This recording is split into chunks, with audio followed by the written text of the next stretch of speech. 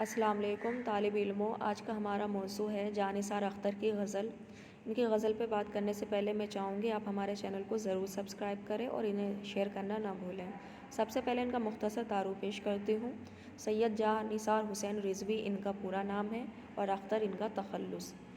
1914 عیسوی میں پیدا ہوئے، 1976 عیسوی میں انتقال ہوا۔ حمیدیہ کالج میں صدر شعبہ اردو ان کا تقرر ہو گیا، یعنی کہ صدر شعبہ اردو کی حیثیت سے حمیدیہ کالج میں رہیں۔ انہوں نے غزلوں کے علاوہ نظمیں اور رباعیاں کہی ہیں۔ وطن قومی اور سیاسی نظمیں بھی ان کی رہی ہیں۔ سلاسل، تارے گریباں، نظر بتا، جاوداں، گھر آنگن، خاک دل اور پچھلے پہر ان کے شعری مجموعے ہیں۔ انہوں نے کئی فلمیں لکھی اور اس کے علاوہ انہیں ادبی خدمات میں سویت لینڈ نہرو ایوارڈ بھی پیش کیا گیا ہے۔ اب میں سیدھا ان کی غزل پہ بات کروں گی، ضرور سنیے گا، پورا ویڈیو ضرور دیکھیے گا۔ جب لگی زخم تو قاتل کو دعا دی جائے، جب لگی زخم تو قاتل کو دعا دی جائے، ہے یہی رسم تو یہ رسم اٹھا دی جائے۔ شاعر یہاں پر کہہ رہا ہے کہ جب لگی زخم تو قاتل کو دعا دی جائے۔ ایسی کون سی بات ہے کہ جب بھی چوٹ لگتی ہے تو قاتل کو دعا دی جاتی ہے؟ قاتل سے مراد کون ہے؟ یہاں معشوق ہے، یعنی معشوق کی طرف سے اگر چوٹ بھی لگ رہی ہے تو اس کو دعا دی جا رہی ہے یہی رسم۔ اگر یہی رسم ہے کہ قاتل کو دعا دی جائے، معشوق کو دعا دی جائے چوٹ لگنے کے بعد بھی، تو یہ رسم اٹھا دی جائے، یعنی اس رواج کو ختم کر دیں۔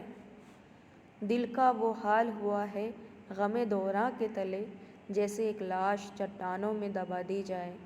شاعر کے دل کا ایسا حال ہو گیا ہے غم دوراں، یعنی غم کی حالت میں، جیسے کسی نے ایک لاش کو چٹانوں میں دبا دی ہے۔ یعنی لاش سے مراد کیا ہے کہ بے جان ہونا۔ بے جان چیز کب ہو جاتی ہے؟ جب وہ عشق کی حالت میں ہوتا ہے۔ شاعر یہاں عشق کی حالت میں ایسا مدہوش ہے، ایسا بے خبر ہے، جیسے وہ لاش بن چکا ہے اور جیسے کسی نے لاش کو چٹانوں میں دبا دی ہو۔ ایسا حالت اس کا کب ہے؟ غم دوراں، یعنی عشق غم کے تلے۔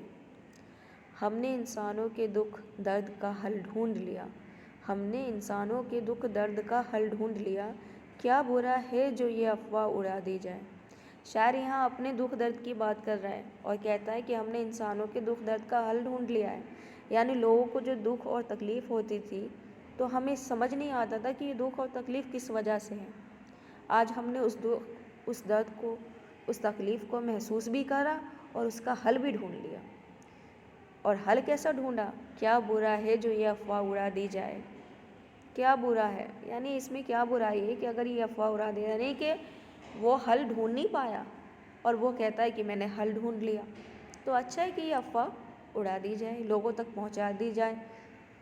شاعر یہاں کس غم کی، کس دکھ درد کی بات کر رہا ہے؟ عشق غم کی بات کر رہا ہے، اور وہ کہتا ہے کہ اس کو نکلنے کا حل ڈھونڈ لیا میں نے، لیکن حقیقت کیا ہے کہ یہ افواہ ہے، اس کو نکلنا چاہ ہی نہیں رہا اور نہ وہ نکل پا رہا ہے۔ ہم کو گزری ہوئی صدیاں تو نہ پہچانیں گی، ہم کو گزری ہوئی صدیاں تو نہ پہچانیں گی، آنے والے کسی لمحے کو صدا دی جائے۔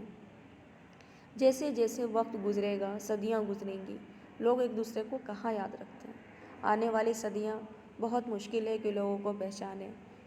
تو یہاں پر یہ کہتے ہیں آنے والے کسی لمحے کو صدا دی جائے، کیوں نہ کوئی ایسی صدا دی جائے کہ گزرنے کے بعد بھی لوگ اسے یاد رکھیں۔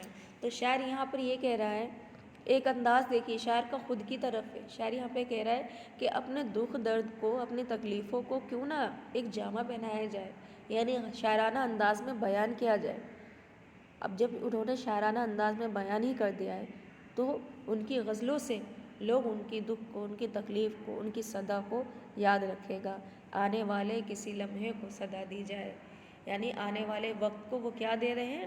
اپنے غزل کی طرف سے ایک اشارہ دے رہے ہیں۔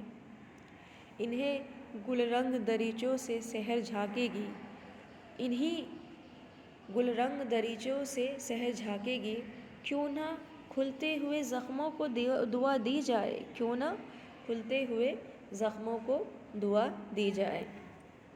شاعر یہاں پر کہہ رہا ہے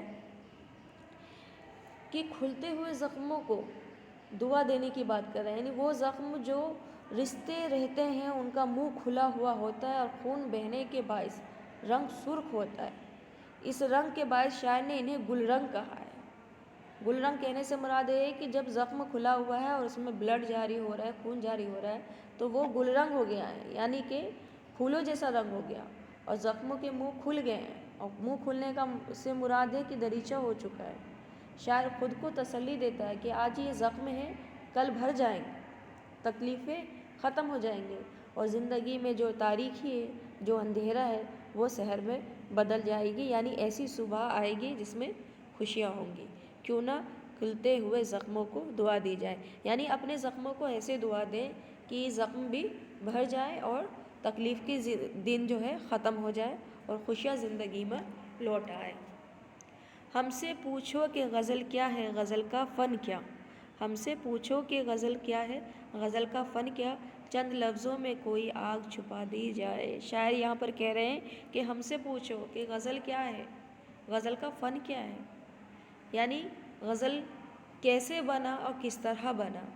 ایسا لگتا ہے جیسے غزل میں ہی، یہاں پر دیکھو شاعر یہاں پہ کہہ رہا ہے کہ غزل کے چند لفظوں میں کوئی آگ اپنی دل کی آگ کو کیا کر رہا ہے، چھپا رہا ہے، جیسے کوئی آگ چھپا دی جائے، یعنی لفظوں میں ایک طرح سے وہ اپنی دل کی آگ کو چھپا رہا ہے، اور دل کی آگ کس کی طرف سے ہے، محبوب کی طرف سے ہے۔ آئی ہوپ آپ کو یہ غزل بہت پسند آئی ہوگی، اسے ضرور شیئر کرنا۔